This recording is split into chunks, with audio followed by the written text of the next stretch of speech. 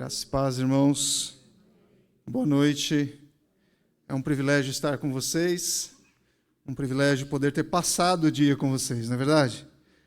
Pelo menos do nosso lado aqui fica gratidão ao Senhor por poder estar com os irmãos, aproveitar a convivência com vocês, aproveitar, ver tudo que Deus tem feito na igreja local, se alegrar com aquilo que Deus tem feito através da vida de vocês e como Deus tem prosperado a palavra neste bairro e tem feito a igreja dele prosperar no bom testemunho do Evangelho. Minha oração a Deus e a oração da minha família é que Deus continue fortalecendo vocês para, como missionários no bairro em que vocês estão, vocês continuem a produzir frutos para o reino de Deus.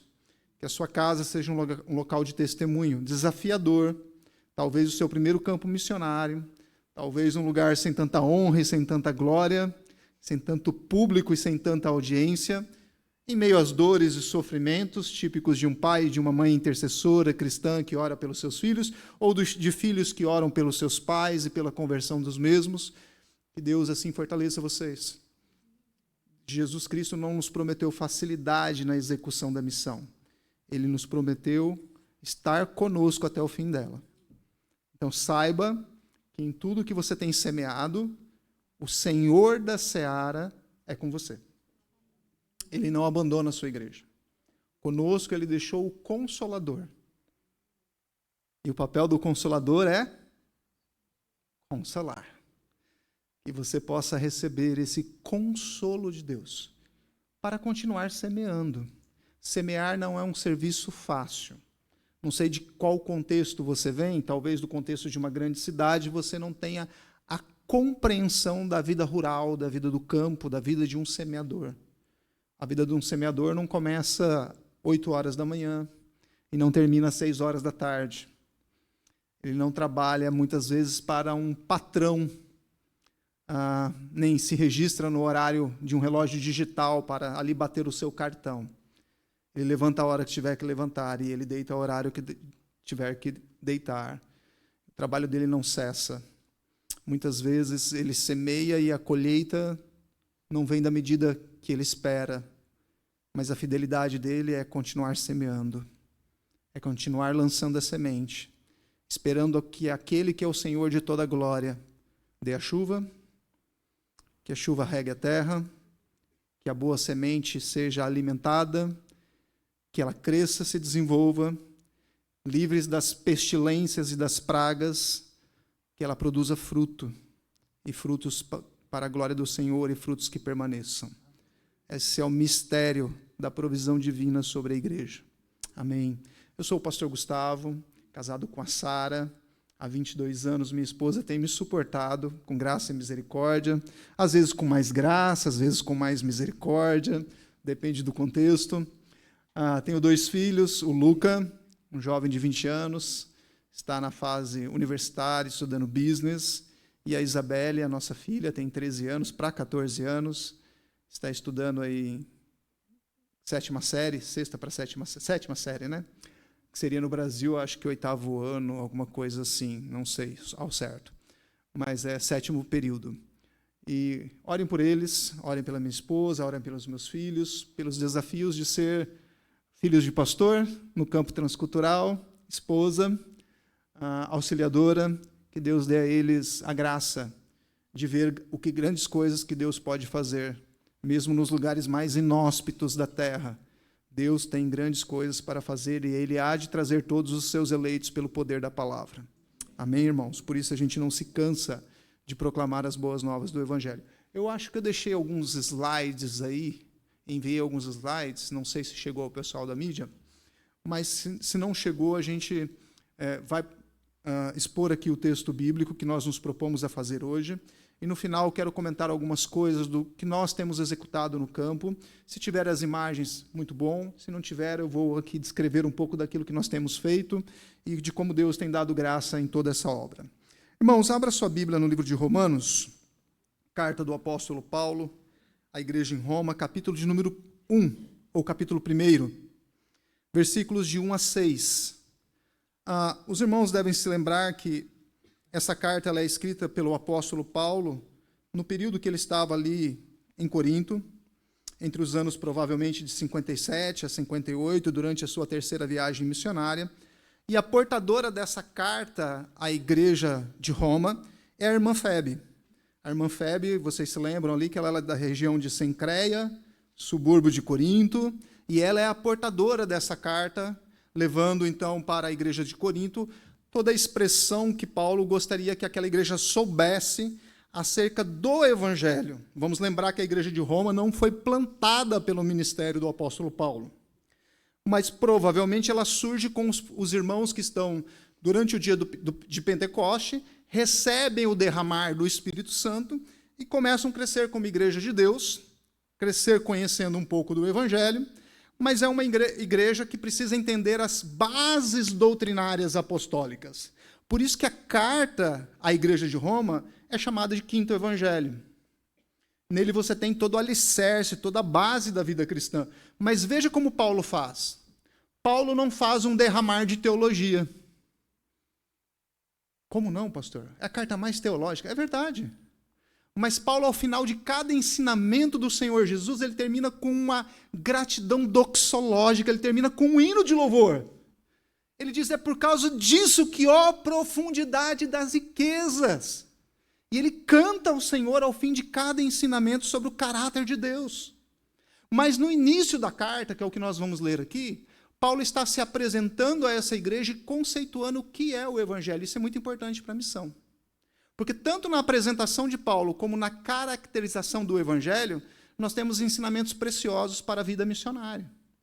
E a carta começa assim: Paulo, servo de Jesus Cristo, chamado para apóstolo, separado para o Evangelho de Deus, o qual antes prometeu pelos seus profetas nas Santas Escrituras, acerca de seu filho que nasceu da descendência de Davi segundo a carne, declarado Filho de Deus em poder, segundo o Espírito da santificação, pela ressurreição dentre os mortos, Jesus Cristo nosso Senhor, pelo qual recebemos a graça e o apostolado, para a obediência da fé entre todas as gentes pelo seu nome, entre os quais sois também vós chamados para serdes de Jesus Cristo. Fechamos os nossos olhos, vamos orar ao Senhor. Pai, nós te agradecemos, porque não estamos reunidos aqui para proclamar um reino que tem um fim, uma data definida para acabar. Mas nós estamos aqui para proclamar um reino eterno. É o reino do Senhor. E o reino do Senhor é regido pela sua palavra. E o reino do Senhor, aprove ao Senhor, ó Deus, chamar para esse reino pessoas tão indignas, tão pecadoras, pessoas para o qual o mundo não dava nada, descartáveis aos olhos de quem estava aos nossos lados. Mas o Senhor nos chamou. Aprove ao Senhor transformar as nossas vidas, nos chamar de ovelhas do seu pastoreio, nos capacitar por dons graciosos derramados no corpo, na igreja, para que possamos servir aos santos, servir ao Senhor e render glórias ao seu nome. Comissionarmos a Deus, comissionar a nós, para ir a este mundo proclamando o teu reino até a sua vinda, até que o último eleito seja alcançado sobre a face da terra. A sua palavra há de ser proclamada e pregada. Aprove ao Senhor não dar talentos individuais para que uma só pessoa pudesse cumprir essa missão, mas aprove ao Senhor derramar essa unção e essa capacidade no corpo, na igreja, para que seja o Senhor honrado por dons e talentos tão diversos derramados no corpo de Cristo. Usa-nos, ó Deus, nessa noite, para que juntos como igreja possamos compreender a sua palavra, para que, compreendendo a sua palavra, possamos servir melhor. Em nome de Jesus. Amém, irmãos? Amém. Nós temos uma grande dificuldade, como igreja, a gente precisa reconhecer isso, talvez vocês menos do que eu, quando lemos conteúdos tão profundos, ou nós passamos por eles, ou nós nos aprofundamos neles e esquecemos da parte da teoria ligada à prática. Ou seja, como isso impacta a minha vida. Como que isso muda a minha conduta? Como isso muda o meu caráter? E o apóstolo Paulo, então, ao começar esta abordagem com a igreja de Roma, ele diz assim, quem ele é. E ele começa no versículo 1 se apresentando. Olha que interessante. O versículo 1, Paulo está dizendo quem é Paulo. E a primeira característica que Paulo trabalha é o conceito de servo. Irmãos, a missão bíblica, a missão engajadora, a missão intencional, passa por saber quem é Deus e quem você é aos olhos de Deus. É óbvio que você é a imagem do Senhor, que Ele colocou em você a imagem dEle, imagem e semelhança do seu Senhor. Mas Ele nos chama para uma missão no seu reino. Ele não nos chamou no reino para sermos o cabeça do reino, mas para estarmos ligados ao cabeça. Eu não estou dizendo com isso que o ser humano não tem importância. Na verdade, a Bíblia trata do ser humano como uma questão muito importante no reino de Deus. Ao final de contas, Ele estabeleceu o Éden e colocou o homem para cuidar do Éden. E a expressão que Ele dá para o homem cuidar e proteger em Gênesis é a ideia de que o homem tem o domínio completo sobre aquele lugar, debaixo da ordem do Senhor. Mas ele tem domínio. E ele deve exercer domínio, não segundo os desejos do seu próprio coração, principalmente pós-queda, mas conforme as ordens do Senhor do jardim. Existem regras estabelecidas na aliança, no pacto. Não é assim num casamento? Você assina lá o termo de casamento e o pastor deixa claro para você que há termos bíblicos ligados à aliança. Fidelidade, cuidado, proteção, provisão. E você é lembrado isso todos os dias no seu lar. Há alguém do seu lado que não te deixa esquecer disso. Não é verdade? A esposa lembra o marido lembra a esposa. Fidelidade, cuidado, proteção. Fidelidade, cuidado, proteção. A gente é lembrado constantemente. E na igreja nós somos lembrados pelo nosso Senhor. Você não é o cabeça. Você é servo dos servos de Deus. Deus te colocou na igreja para servir aos irmãos, e isso faz parte de uma missão bíblica. Não se faz uma missão de proclamar aos que estão fora, ignorando os que estão dentro. Não se faz uma missão anunciando às nações o Deus da igreja, sem que eu tenha zelo, amor e cuidado pela igreja. É preciso entender que o testemunho interno potencializa o meu caráter para testemunhar de Cristo no ambiente externo. É porque eu amo os meus irmãos, amo o cabeça da igreja, que eu tenho coragem e ousadia para, revestido da autoridade que Deus derramou sobre a igreja, proclamar aqueles que estão vivendo em rebelião, em desobediência. Porque eles também foram criados por Deus, imagem e semelhança. Mas eles estão vivendo numa vida de rebeldia. E na vida de rebeldia, percebe que a gente não se vê como Paulo vê? Nós não nos vemos como servo no período da rebeldia. O que nós queremos é vida livre, vida louca, vida de desobediência, vida desenfreada, proclamação dos nossos direitos sexuais de uma vida aberta e promíscua. O que nós queremos é um relacionamento sem freio. Nós olhamos para o mundo e somos seduzidos por aquilo que está no mundo, porque aquilo que está no mundo está de acordo com o nosso caráter do coração. Seduz, é a paixão que nós queremos a lama, o pecado, a imundície que lá está. E aquilo nos atraía. Mas quando o nosso caráter é transformado pelo Evangelho, e nós nos colocamos como servos do Senhor, e somos chamados para ser servos uns dos outros e servos do cabeça, nós entendemos a ligação que nós temos uns com os outros, ela é corrigida na nossa ótica cristã. Eu não estou na igreja para fazer aquilo que eu quero. Eu estou na igreja para fazer aquilo que o Senhor da igreja quer que eu faça. Amém. Porque Deus deu dons para você servir quem está do seu lado. Porque Deus te capacitou para servir na igreja local. Porque Deus te deu ferramentas para ser servo naquilo que precisar servir. Servo, meu irmão, não fica procurando cargos e oportunidades para servir conforme os desejos do seu coração. O servo, ele diz, estou aqui, pronto para servir, onde o Senhor me enviar. Para onde o Senhor me enviar, eu irei. Eis-me aqui, Senhor. E diante da ordem do Senhor, o servo não questiona. O servo diz, prontidão em obedecer. A missão mais dura, dá para imaginar Jeremias? Proclamando ao seu povo, e Deus fala para ele, não ore por esse povo, eu não vou te ouvir. Uau! Duro. Chamado de Ezequiel, você vai pregar uma nação obstinada, dura. Você vai proclamar e eles não vão te ouvir. Irmãos, não é diferente da missão da igreja. O que o servo faz é obedecer. Quem guia a missão, quem dá os frutos da missão, quem dá o conteúdo da missão, quem dá aquilo que tem que ser dito, é o Senhor da missão. Você não tem que criar nada de novo.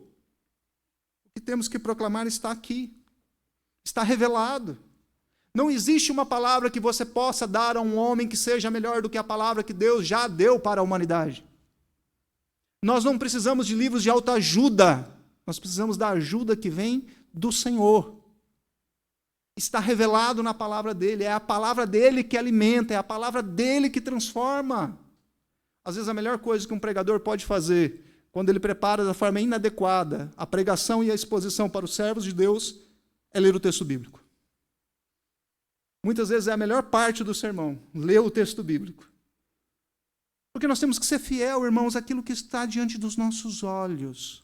Somos servos uns dos outros, servos do Senhor, servos da igreja, servos daqueles que estão fora da igreja, vivendo em rebelião. Estamos neste mundo para servir, ainda que eles não queiram receber o que estamos orientados a dar em Cristo Jesus, mas nós não temos outra coisa para dar.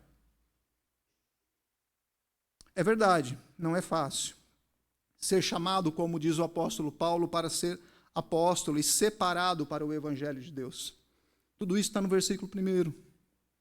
Quem chama é o Senhor, quem dá a função no corpo é o Senhor, mas ele nos chama especificamente para o serviço de submissão à mensagem do evangelho. E você sabia que o evangelho está sintetizado na Bíblia em uma pessoa, e essa pessoa é o Senhor Jesus Cristo.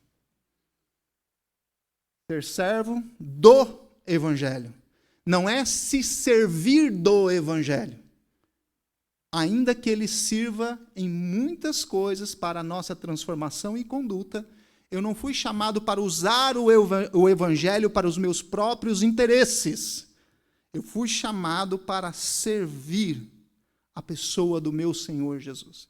Por isso, irmãos, cruzar o oceano, entrar em países de alta perseguição, entrar em tribos longínquas, pregar àqueles que estão escondidos em tribos, em lugares mais difíceis dessa terra, se torna uma missão necessária. Porque não há um homem que seja desprezível e que não mereça ouvir a mensagem da salvação. Esteja ele na Cracolândia, seja ele no seu bairro, seja ele o seu vizinho, o motorista do seu ônibus, o seu companheiro de trabalho, a nossa missão é levar a mensagem das boas novas, porque somos servos do Evangelho. Quando Jesus reúne os seus discípulos e os capacita, ele os envia. E ele os envia ao mundo. E ele os envia como mensageiros do reino de Deus. O que nós devemos fazer como igreja em semana missionária é saber que nós estamos proclamando um reino e que os súditos desse reino irão ouvir a mensagem. Os súditos desse reino não só ouvem, mas se submetem à mensagem. Os súditos desse reino se rendem a essa mensagem. Eles são chamados para a ceia do Senhor, eles se reconhecem como indignos de estar na mesa do Senhor e eles vêm de coração grato, rasgado. É verdade, sujos, imundos, os mais desprezíveis dos pecadores, mas aprove a Deus fazer desses nação santa, povo de propriedade exclusiva dele, lavados pelo sangue do Cordeiro. Versículo de número 2, o apóstolo Paulo vai informar sobre a origem do Evangelho. O Evangelho, irmãos, é um Evangelho que foi prometido. O evangelho é fruto de um pacto. Quando começa missões na Bíblia? Alguns vão dizer que missões começa com a grande comissão. E vão dizer, olha, missões é algo ali do Novo Testamento. Né? O Senhor Jesus enviou os discípulos, é verdade? Outros vão dizer, não, missões começa lá com o pai Abraão. Quando o Senhor o chama, e ele sai da sua terra, e ele obedece à voz do Senhor, ali já é um chamado missionário, e ali inclusive já está incluído todas as nações da terra. A promessa dada a Abraão é que ele seria bênção a todas as nações da terra. É ali que começa missões. E outros, assim como eu, acreditam que missões já estava no Éden, quando Deus dá ao homem a missão de procriar e encher a terra e povoar a terra, porque a missão não é nada mais do que a proclamação da glória de Deus. É verdade que ela toma dimensões distintas pós a queda, é verdade que ela toma dimensões distintas no Antigo Testamento e depois no Novo Testamento, mas a missão de levar a glória de Deus estava lá no Éden. Se estendia aos filhos de Adão e Eva, para que eles pudessem povoar a terra e encher a terra, e levar a glória de Deus para toda a terra. Sabe qual é uma consequência do pecado? Quando nós não entendemos que o evangelho prometido, o proto-evangelho, no capítulo 3, versículo 15 de Gênesis, quando nós não entendemos aquilo como uma mensagem de esperança ao homem caído, é que nós começamos a inverter a ordem de Deus. Missões é despreendimento. É discípulos que vão até Jesus, porque Jesus disse assim, venha. Diante da palavra, o que gasta um discípulo dizer? Eu vou, Senhor. Mas venha, mas Jesus não tem onde reclinar a cabeça. Venha e venha aprender o que é ser pescador de homens. Largue tudo. Deixe tudo para trás. E venha e siga-me. O que é missões? Missões é entender que Deus nos tira do conforto do nosso lar, de perto das pessoas a quem amamos tanto, e nos leva para os lugares onde Ele quer que nós estejamos como igreja. Ah, pastor, isso não é para mim, isso é para todo crente. Todo crente está envolvido na missão. Entenda isso porque dói menos quando vem um período que te espalha. Porque Deus faz vir momentos sobre a igreja em que espalha a igreja, para que ela espalhada possa executar a missão de ser testemunha em toda a terra. Veja, irmãos, alguns países estão sendo alcançados pelo evangelho por causa da perseguição e do fator migratório que tem acontecido no mundo hoje. Mensagem do evangelho tem atingido nações que antes ela não podia nem entrar. Mas a pessoa sai de lá para ouvir do evangelho. Ela vem ouvir do evangelho em países que o evangelho está sendo proclamado e pregado, e depois ela retorna para o seu país, como cidadão daquele país, para levar a mensagem das boas novas.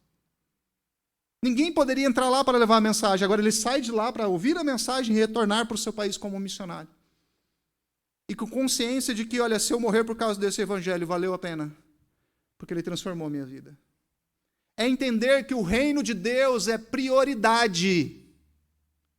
E se ele tira de mim aquilo que os meus olhos estão prendidos, é porque o Senhor ele não divide a sua glória com ninguém. E às vezes nós, não, eu não largo meu filho, não largo minha mãe, não largo. Irmão, quando Deus quer levantar a sua igreja para a glória dele e mover os seus discípulos para longe ou para perto, ele é o Senhor da igreja e ele faz conforme lhe apraz. E nós, como servos de Deus, temos que aprender a ter contentamento na vontade de Deus, que é boa. E essa não é uma vontade misteriosa. Não é assim, irmãos, a vontade de Deus é boa, perfeita, agradável, né? Que vontade é essa? Vamos pensar aqui. Não, é aquela que está no texto mesmo. Qual vontade é boa, perfeita, agradável? É que Deus faz o que Ele quer para a glória dEle. Ele move a sua igreja para o serviço dEle, onde ela está. No versículo 2, é dito que o Evangelho ele foi prometido por voz profética e que o Evangelho está registrado em toda a Escritura. Os nossos irmãos do Antigo Testamento eram salvos pela promessa do Cristo que viria. E a igreja do Novo Testamento, a igreja pós a pessoa de Cristo, ela é salva pelo Cristo que veio. Então, a obra do Espírito Santo em mim e em você não é revelar algo novo. É revelar algo que já está pregado na cruz. É fazer você olhar para o que Cristo fez, para o evangelho que já foi dado. E é assim que se faz missões, irmão. Você não vai levar uma mensagem diferente da velha mensagem do evangelho que você já tem ouvido há tantos anos, mas que para o homem sempre será as boas novas do evangelho. Sempre será a boa notícia do reino de Deus, que transforma, liberta, cura. É esta a mensagem que nós vamos levar. Por isso a importância de servir a Deus como missionários, tendo conhecimento do evangelho que possuímos. Deixa eu te perguntar, se amanhã a igreja presbiteriana da cidade de Jair Carvalho não pudesse se reunir mais, se o canal de transmissão, YouTube, Instagram e outros, fechassem as suas portas para o evangelho, não estranhe, irmão, se isso acontecer logo, porque já tem conteúdo sendo bloqueado, não é verdade? Pode falar tudo. Não pode falar tudo, tudo que eu quero. Tudo que eu permito. A plataforma tem um dono. É as regras da comunidade. Você está ferindo as regras que você nem sabe que existem, mas está lá. Você está ferindo ela. E já tem alguns perdendo os seus canais, perdendo os seus direitos de comunicação. Daqui a pouco cheguei, pastor, o senhor tem que fechar a igreja porque o senhor feriu. O que nós iremos fazer, irmãos? Nós conhecemos a Bíblia que temos? No mundo muçulmano, o que acontece é simples. Você dá uma Bíblia para um crente, ele começa a ler ontem. E ele decora os versículos bíblicos. Sabe por que isso? Porque ele não sabe a hora que alguém pode tirar a Bíblia das mãos dele. A qualquer momento, alguém da casa, da família ou da sociedade pode chegar e tomar a Bíblia dele, rasgar a Bíblia dele, queimar a Bíblia dele. Então ele decora o texto bíblico para ter a mente aqui na mente, para pensar nos textos da palavra a todo e qualquer momento e tê-la no coração. De tão precioso que é o Evangelho, eu preciso memorizar o Evangelho. Você lembra das práticas da década de 80 e 90 nas igrejas, de decorar texto bíblico? Memorização estimulada na escola bíblica dominical. O irmão chegava em casa, a geladeira estava cheia de texto bíblico. O menino já não conseguia pegar algo na geladeira sem se deparar com uma mensagem. Ele falava, mãe, mas onde eu vou? Tem texto bíblico? Tem que decorar. Decorava os salmos, lia-se as escrituras e fazia-se durante uma semana uma fixação do evangelho. E hoje nós substituímos por um novo modelo. A sociedade é líquida? Então o conteúdo do evangelho para um crente descompromissado é uma fluidez, sem compromisso, é um evangelho que não exige nada, é uma mensagem que não impacta a minha vida, que não exige comprometimento, não exige renúncia. Então, basta eu, como discípulo de Cristo, fazer de conta que leio a Bíblia, fazer de conta que entendo alguma coisa, decorar um João 3,16, um Salmo 91, ou versículo bíblico que é dito na época da política, e aí assim a gente vai vivendo a vida. Mas isso não é ser discípulo do Senhor Jesus, comprometido com o Evangelho. É necessário, quando nós entendemos o Evangelho, entender que tudo o que está escrito é para a nossa edificação. Ensino, instrução da igreja, exortação dos crentes. Sabe quando você vai exortar um irmão? Difícil, né? Tarefa árdua, porque você tem que exortar em amor. O irmão está em erro. O irmão está em transgressão do Evangelho. Mas sabe como que você sabe disso? Porque você conhece o Evangelho. Porque se você não conhecer o Evangelho, você não consegue exortar em amor.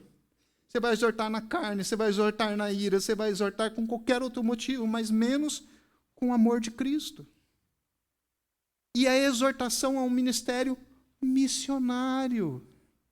Quando você aborda um pecador, você está exortando ele, dizendo, você está indo para o inferno. Mas você é importante. E você proclama a mensagem da cruz, do sepulcro vazio, da ressurreição dos mortos, do sangue de Cristo aspergido, de quão precioso foi essa dádiva de Deus ao homem, e você tenta convencê-lo das verdades do Evangelho, e você se empolga ministrando sobre isso. E alguns vão dizer para você, entendi perfeitamente o que você disse. Ele responde todas as suas perguntas teológicas, ele realmente entendeu. Mas ele não quer. Eu entendi tudo, mas eu não quero ter compromisso com esse Evangelho. Outros vão entender tudo, mas acham que pode usar o evangelho ao seu bel prazer. O texto que eu li hoje pela manhã, Atos, capítulo 15, falava de irmãos que entravam na igreja e queriam obrigar outros irmãos a ter costumes iguais aos deles. Dieta, caráter de vida. Mas o evangelho estava acima dessas coisas. Porque o evangelho ele está acima de qualquer cultura e ao mesmo tempo que ele confronta todas as culturas. Porque não há, irmãos, essa teoria do bom selvagem. Já deve ter aprendido isso em antropologia ou em sociologia, né? Deixa o homem lá, ele é um bonzinho, ele está intocável. O pecado não chegou lá. Irmão, desde a sociedade mais inóspita, escondida, o pecado, a mancha, está tudo lá. Você chega lá e o pecado já chegou lá. Sabe o que devemos fazer? Anunciar a eles as boas novas da salvação e convidá-los ao arrependimento. Versículo de número 3, Paulo fala sobre o conteúdo do evangelho. Paulo informa que o conteúdo do evangelho é sobre o Filho. Irmãos, é impossível fazer missões sem valorizarmos a encarnação do Filho, sem valorizarmos a linhagem real do Filho, a natureza divina do Filho, a natureza humana do Filho, o sacrifício do Filho, a obediência do Filho, o esvaziar-se do Filho. O Evangelho é sobre a expressão do amor do Pai, enviando o Filho. É impossível falar do Evangelho sem falar do Deus Trino. Deixa eu te dizer uma coisa, no contexto que nós vivemos. Você sabe que as pessoas não têm problema se você falar sobre Deus onde nós vivemos. Mas eles têm problema se eu falar sobre Trindade. Porque eles não acreditam que Jesus é o Filho de Deus. Eles têm problemas em entender Jesus como Filho de Deus. Eles acham que o Jesus da Bíblia é o Issa do Alcorão. E aí você vai dizer, não tem nada a ver. O meu Jesus é santo. Ele é perfeito, ele não é enganador. É diferente desse Issa do Alcorão. Não dá para colar as duas coisas. Ele é o verbo eterno. E aí ele vai dizer, não, mas no Alcorão não tem isso. Não tem. Porque o livro dado por Deus aos homens, com a revelação escrita do próprio Deus, palavra de Deus à humanidade, é a Bíblia Sagrada. Nós estamos falando de um livro de engano e nós estamos falando da revelação da verdade. Irmãos, não se faz missão. Sabe quando você chega para alguém e diz assim, Deus é um só? Se você está querendo dizer isso no sentido de entendimento teológico, que Deus é único, você está certo. Se você está dizendo isso no sentido unificador, não importa qual, tudo é expressão de Deus. Onde você estiver é Deus. Todas as religiões levam a Deus. Isso não é o Evangelho. O Evangelho é a mensagem da exclusividade. Não é da inclusividade. Não é venha como estar, fica do jeito que você quiser e adore aquilo que você quiser do jeito que você é. O Evangelho confronta quem você é, muda o seu caráter, bate de frente com aquilo que você foi criado para ser numa sociedade pecadora. Porque o Evangelho é o Evangelho da transformação segundo o padrão de Deus. E quem não corresponde ao padrão de Deus está fora da vida santa cristã. Não estou dizendo que o crente é perfeito. Estou dizendo que todos nós estamos sendo trabalhados por Deus até o dia da nossa ida para a casa do Pai. Porque sabemos que há um padrão de Deus, a semelhança do Filho, a qual todos nós estamos sendo moldados. O modelo é o Filho.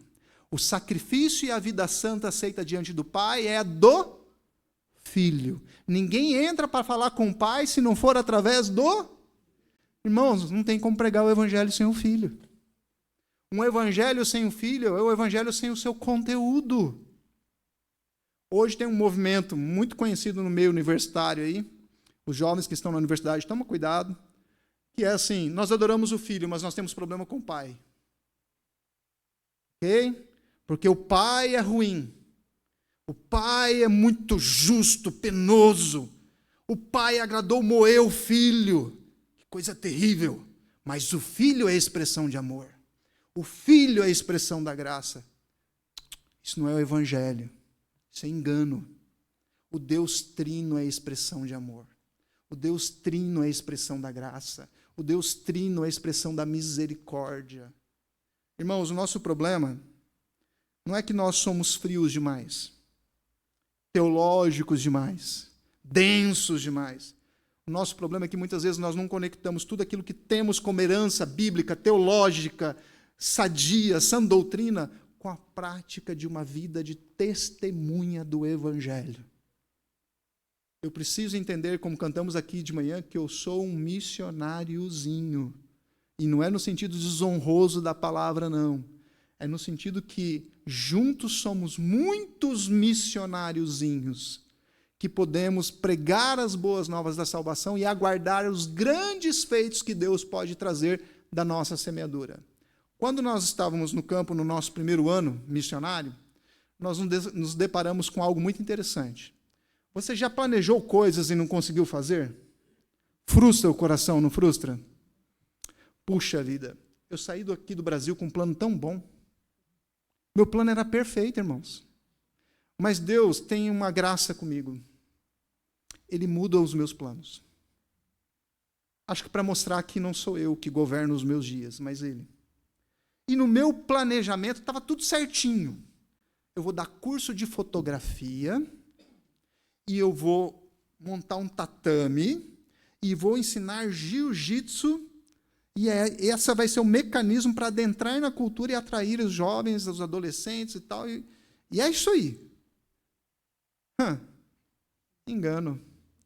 Chego lá, conversa com o pastor local, na igreja onde nós servimos. Ele falou assim, Gustavo, o tatame não vai virar. Porque aqui quem gosta de luta está indo para o lado do taekwondo, coisa que é com coreano, entende? Você não vai ter atrativo. Entendi, pastor. Tem alguma outra coisa que você faça bem, que você goste de fazer, para servir aqui na nossa comunidade? Olha, tem. Um pouco de basquete, pode ser? Joguei muito na minha adolescência, entendo das regras e tudo mais, acho que dá para ajudar. Gustavo, basquete também não, né? Basquete é coisa de americano. E assim, quem quer aprender basquete aqui é que está cheio de americano. E eles ensinam basquete. Basquete com brasileiro, não vai dar certo. Tá bom, pastor. O que você faz? Pastor, minhas opções acabaram. Minhas ferramentas são poucas, me perdoe. Ele falou assim, tem algo bom. Futebol. Irmãos, apesar de ser canhoto, eu sou canhoto na mão, na perna eu sou destro. E eu tenho 2 pernas esquerdas.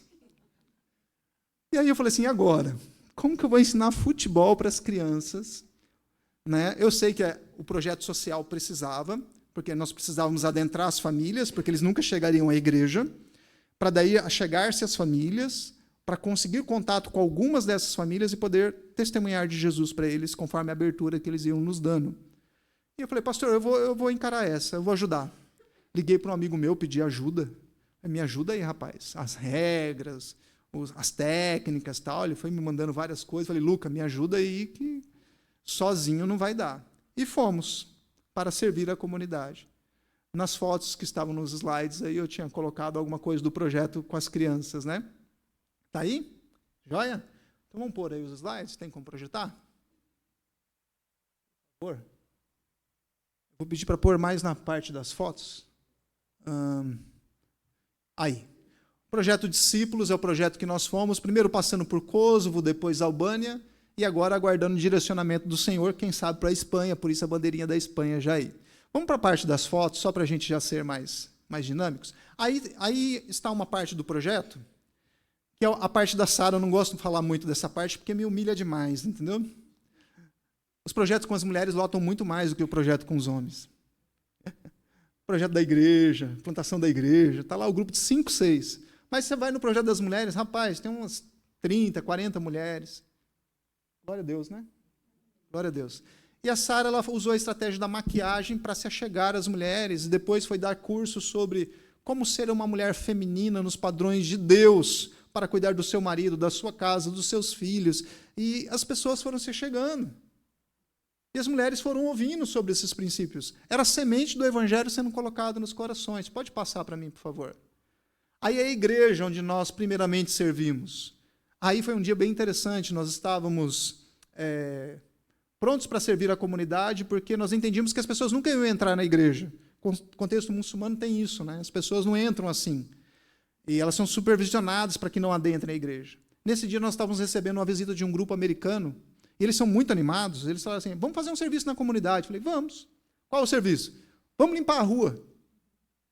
Rapaz, eu nunca tinha pensado nisso, não. Vamos lá. Vestimos uma camiseta com uma mensagem albanesa, escrito que o Senhor amava cada pessoa e que nós estávamos servindo a comunidade. E saímos recolhendo todos esses sacos de lixo, tinha muito mais. Só na rua da igreja, ali no quadrado da igreja, quarteirão, que a gente chama no português, né? Quarteirão. No quarteirão da igreja, no bloco. E limpamos tudo, e as pessoas passavam olhando assim, olhavam, todo mundo estrangeiro, uns caras falando inglês, outros falando em português. O que vocês estão fazendo aqui? Nós estamos servindo a comunidade. Mas por que vocês estão catando os nossos lixos? Porque está muito sujo, né? A gente aqui é parte da igreja, aqui atrás, a gente queria um bairro mais limpinho, mais cuidado, tal, tal, tal. Somos da igreja tal. A pessoa olhava e ficava assim, vocês querem uma ferramenta? Vocês querem uma pá? Já queriam trazer mais ferramenta para a gente trabalhar. Eu estava querendo que o trabalho terminasse. Eles queriam dar mais trabalho para a gente. E chegamos numa área onde tinham várias seringas. No bairro da igreja, era um bairro onde, à noite, as pessoas iam para fazer uso de drogas injetáveis. E ali a gente foi passando, recolhendo as seringas, limpando o local onde eles entravam para fazer todo tipo de coisa, uso de drogas e outras coisas mais. Limpamos o ambiente, deixamos o ambiente limpo. As pessoas olhavam aquilo e falavam, muito obrigado, porque vocês tiraram tudo daquela porquice que estava aí, ninguém nunca tomou iniciativa, vocês tomaram. E as pessoas começaram a olhar para a igreja com uma forma tipo assim, quem é esse povo? Tá? Pode passar para mim, por favor? Estamos indo para a parte final. Aí a Sara fazendo uma dinâmica com as crianças. Lá em cima, na época da pandemia, nós estávamos reunidos de forma online. Irmãos, época de pandemia, a evangelização não para, não. Nós estávamos com toda a precaução, mas é o seguinte, nós temos que continuar a missão da proclamação. Então, nós nos vestíamos de forma adequada para poder servir, mas continuávamos servindo. Papelzinho evangelístico, endereço da igreja, máscara para distribuir para as pessoas e vamos para a rua. Não podemos parar a obra, né? Ainda que, como igreja, nós estávamos reunidos de forma online por decisão governamental, né? Vamos lá, pode passar. Aí foi um dia em que nós celebramos o Natal, nas fotos maiores.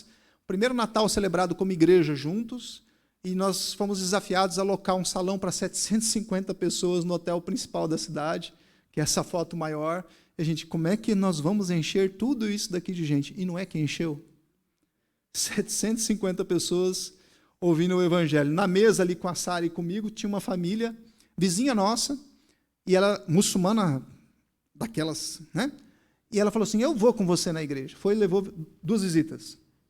No fim do dia, ela ouviu a mensagem e falou assim, Sara, eu ouvi tudo, entendi tudo, não creio em nada disso. Amém. Amém. Voltou abraçado com a Sara, foram caminhando e tal. Aí, no outro dia, ia ter o evento do hotel. Ela foi, falou, Sara, eu vou, mas eu vou levar mais 3 pessoas. E foi e levou mais 3 pessoas. Não precisa nem buscar as visitas, ela levou. Ouviu tudo de novo, saiu de lá, entendi tudo, ouvi tudo, sei quem é Jesus para vocês, não quero. Amém. Louvado seja o Senhor. A mensagem foi semeada. Num dia, a Sara entrou no estabelecimento comercial dela, ela estava aos prantos, porque o marido estava em uma situação de enfermidade muito grave, para fazer um transplante. A Sara, missionária é tudo doido, né? Dentro do estabelecimento, no mundo muçulmano, a Sara vira para ela e posso orar com você aqui? E ela, posso orar com você? Pode. E a Sara já se pôs ali a orar com ela, lágrimas nos olhos, e ouvindo o Evangelho, aberta para o Evangelho, aberta para nós, resistente ao Senhor Jesus ainda. Em cima, o compromisso nosso com as crianças, com os homens, o jogo de futebol. Eu mesmo, com 2 pernas esquerdas, ainda estava inteiro ali. E Deus dando graça. Pode passar, irmão. Aí, o nosso segundo trabalho, já na Albânia, eu estou ali na foto maior falando com os homens da igreja, aula de empreendedorismo à luz das Escrituras, ensinando princípios de administração para os homens. à luz do Evangelho. Muitos deles têm comércio familiar. Sabe aquele comércio que a mulher vai lá, mete a mão no caixa, o menino vai lá, mete a mão no caixa, ele também vai lá e mete a mão no caixa, e no final do dia ninguém sabe quanto entrou e quanto saiu? É mais ou menos assim. E nós começamos a ensinar para eles como cuidar melhor daquilo que Deus tinha colocado eles para cuidar. Lá em cima nós temos o projeto dentário, que nós fazíamos com a comunidade, atendendo os mais carentes, restaurando dentes de mulheres vítimas de violência dos seus maridos, que quebravam os dentes das mulheres, então elas eram atendidas, recebiam próteses e tudo mais. Em cima também a foto da igreja, o povo da igreja, tudo ali na frente da igreja, depois da escola bíblica dominical. Lá é um culto só no dia, não tem dois, é um só. Pela manhã, começava às 11 horas, terminava por volta de 12:30. Tá? E embaixo ali, uma das nossas incursões à Grécia, servindo junto com os irmãos da igreja presbiteriana grega. São 40 igrejas espalhadas por toda a Grécia, algumas igrejas sem pastor. E nós tivemos a oportunidade de servir na parte diaconal da igreja, atendendo os gregos vítimas da crise econômica que estão morando na rua, e nós estávamos servindo lá. Alguns nos perguntam assim, pastor, missão tem que estar sempre envolvendo com a parte social, porque no Brasil a gente tem uma visão que, como é que eu posso dizer assim, fruto de uma teologia errada, desenvolvida dentro da igreja brasileira, na América Latina, vindo da teologia da libertação, depois da teologia da missão integral, de que parte social é parte de pessoas que têm uma visão política contrária aos princípios do Evangelho. Não, irmãos. O momento de servir a comunidade é junto com o processo de plantação da igreja, nunca contra o processo ou substituindo o processo de testemunhar do Evangelho e pregar o Evangelho. Se não for para isso, ele é somente um acalentar no coração de uma pessoa, ela vai com todos os dentes da boca, mas sem a oportunidade de ouvir do Evangelho, não adianta muita coisa. Pode passar para mim? Aí os nossos contatos, telefone, e-mail, Instagram, aí você pode entrar em contato, mandar mensagem, falar, pastor, queria fazer uma pergunta, nós estamos à disposição. Irmãos, eu quero só encerrar, eu já passei do meu tempo, eu sei disso, sei que os irmãos estão precisando já ir para casa, sei que hoje é uma noite de serviço ao Senhor, eu queria só encerrar com 2 observações bem breves. Diante de tudo isso que nós ouvimos hoje, nós devemos aprender a ser servos de Deus dentro da comunidade onde Ele nos chamou. Segundo lugar, nós devemos compartilhar um evangelho sempre centrado na pessoa de Jesus. Não é o meu testemunho, não é quem eu sou, não é quão nova criatura me tornei, mas é tudo o que Cristo fez. Nós devemos sempre apontar para o Senhor. E por último, nós devemos fazer sempre a glória de Deus ser conhecida, aqui como do outro lado do mundo. É porque as pessoas não conhecem ao Senhor, não rendem glórias ao Senhor, que a missão continua. A missão tem data para acabar. A missão tem data para acabar. O dia em que Ele retornará. E aí aqueles que são dele serão recolhidos como trigo no celeiro. Mas a palha será lançada em fogo inextinguível. Eu e você, com os frutos do trabalho missionário, estaremos com o Cordeiro, celebrando a vida. Encontraremos aqueles que nos antecederam, que partiram antes do combinado, que foram encontrar com o nosso Senhor. Encontraremos os heróis da fé cristã, os mártires da igreja, e todos juntos cantaremos o hino da vitória.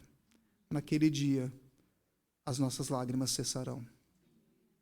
A luta que travamos dia após dia na nossa carne, contra os nossos sentimentos, pensamentos, questões espirituais, emocionais ou lutas do dia a dia, elas irão cessar e serão todas lançadas sobre os ombros do Cordeiro, todas elas aniquiladas, e nós viveremos eternamente, num gozo eterno com o nosso Senhor. Pastor João Marcos, obrigado pela oportunidade de estar com o Senhor, com sua família e com a igreja. Obrigado, irmãos, pela paciência conosco, com a minha família. E Marisa, Deus continue te sustentando na coordenação do GAM, no segurar das cordas para aqueles que estão no campo transcultural. Que vocês, irmão, sejam instrumentos de Deus, missionários que somos, na igreja local, anunciando as boas novas para aqueles que estão próximos de vocês. Deus os abençoe.